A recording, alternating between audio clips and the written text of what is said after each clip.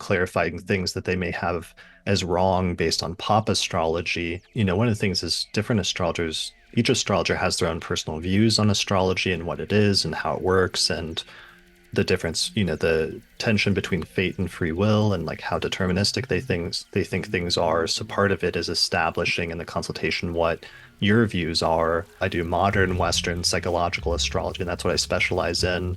That's a little bit, that's very good as an astrologer, I think, to some extent, if you put out there what you specialize in and what your approach is, because then it'll lead to less disconnects between you and the client if they know what to expect going into it.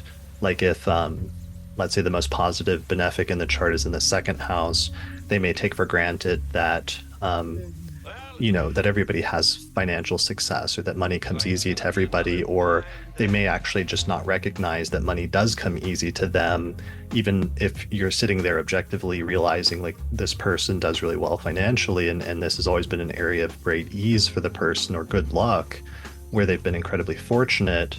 They may not recognize that because they've never been able to like step outside of themselves and see.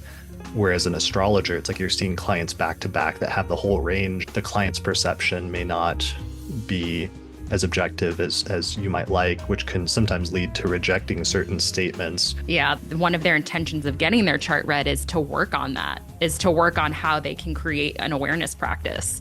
And so maybe they're at the very beginning of that journey, right? And so even if you're rejected in the moment, you could be part of a lifelong process of that person trying to better confront the parts of themselves they've had a hard time accepting. Are you super intense, right? Like making me confront my intensity. If that's been a lifelong journey for me, I might close up or I might feel accused, right? Or it might feel so true that it brings up some tough memories for me. And like, okay, Chris, what I'm seeing here is Saturn is in the 8th and Uranus is in the 8th, and that could mean an unexpected death or whatever. It's like, this is too much, so just remember on the other side of you is a human who probably came to you because they're feeling a level of confusion or openness or vulnerability. And just, keeping that in mind, I think goes a long way. Yeah, that's a really good point, that to approach it with a level of like seriousness and respect, as well as compassion for the person. You could be part of a lifelong process. And so I think sometimes our role is to like take the L in the moment and understand that that's part of the work, right? It's like, that's what I learned as a teacher.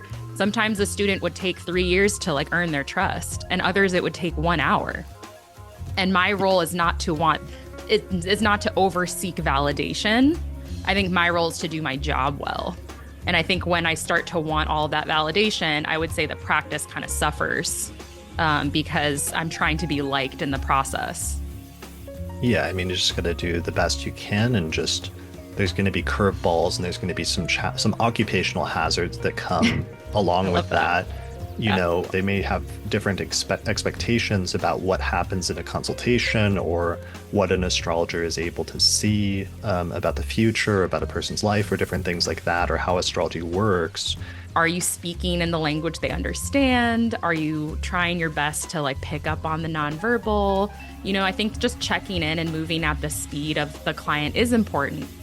Because if it's not, then you're not listening and you're not really doing your job, which is hopefully meaning making and connecting, instead of just running through what you have to run through to get it over with, right? Hopefully that's not the point of what we do.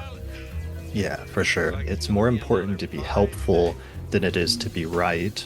And for me, one of my underlying goals as an astrologer is to follow that sort of medical maxim, which is to do no harm. Older people, like let's say somebody in their 70s or 80s, there's not a lot of like surprises necessarily in terms of what their overall life narrative is going to be.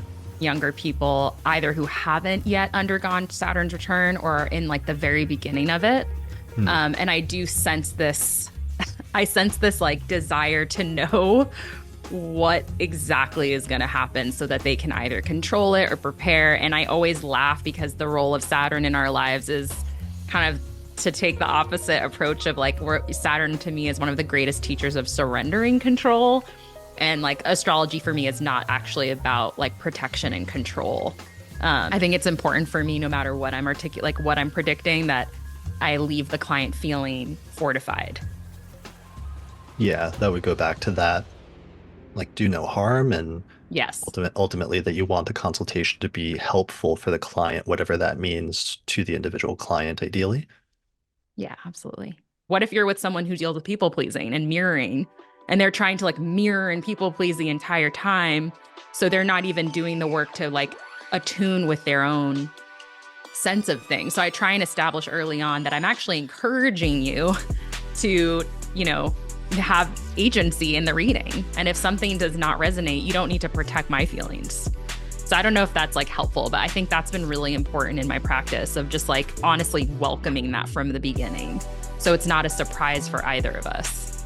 Yeah, for sure. I think that's a really good thing to establish early on. Astrologers occupy a very interesting space in people's mind and lives, and sometimes they reveal things to us or they have revelations that then stick with them in a certain register of intimacy. And so you might be called upon by clients and it starts to blur in this line between like spiritual guide, friend, confidant. And I still sometimes struggle with that boundary and not only keeping the boundary, but setting it. And how do you find that balance? And I'm not by any means like resolved or reconciled in that work. I think it's just I'm observing that astrologers almost occupy the role of therapists, but I do think sometimes it's harder for us to boundary set because we exist in people's mind in this otherworldly spiritual space, even if we don't identify as that. So even if we're like, I'm a Taurus rising, I'm like, this is, you know, earthly, mundane things. You know, I'm not someone who's viewing myself as this like, I don't know, otherworldly wizard figure, right? So for me, it can be a little bit of a confrontation with how I'm being viewed as like someone who might have, I don't know, like special powers or like I can somehow see into their lives. And so it creates some blurred boundaries or they become almost like dependent on me, like symbolically or something. Transference. So I don't have any like clarified wisdom on that. It's just something I was curious about your own, if you have any recommendations or if you've dealt with that. But I do think it could be my personality or how I read, but I definitely think there's moments where I feel like it's not personal to me. It's like I'm existing as an astrologer and that in people's minds occupies a very mystical space. Yeah, establishing those boundaries and establishing a realistic sense of what you can and cannot do and can and cannot say, I think is really important. And that's part of what you'll negotiate during the course of the consultation. Astrological organizations established ethical guidelines and codes of ethics in the 1990s. The best was sometimes part of ethics is like referring people out if there's something that's above your pay grade. Like if somebody is dealing with mental health issues or other things like that.